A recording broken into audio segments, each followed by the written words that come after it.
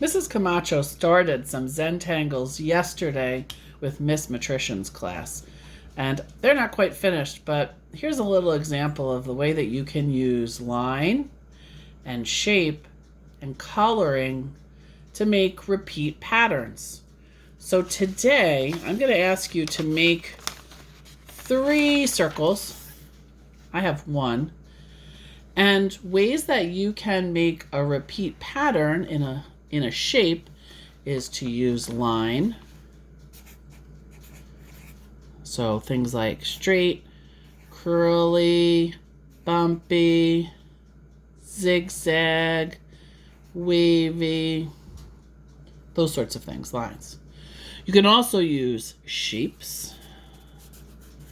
So triangles, squares, things like that. But you can also use organic shapes, right? In 3rd grade, we learned about shapes that sort of like a teardrop or a leaf, shapes that don't have a name. And then the last thing that you can use is color, but we're just going to use black. So if you want to make a pattern, you can color one part and then leave one part white, color another part and leave another part white, color another part. So I want you to fill your shape. I want you to do 3 circles if you can. And I want you to use things like shape, line, and color. Maybe in one you want to do all line, one you want to do all shape. And then maybe in one you want to mix it back and forth with both of them. That's up to you. So I'm going to start here by doing some lines. And remember, to make a pattern, you repeat a line. Or maybe I want to repeat some shapes. Maybe I want to make some triangles inside mine. Now I want you to think about what the next step you can do after you make a line or a shape. When you were in kindergarten and 1st grade, you might go triangle, square, triangle, square, triangle, square.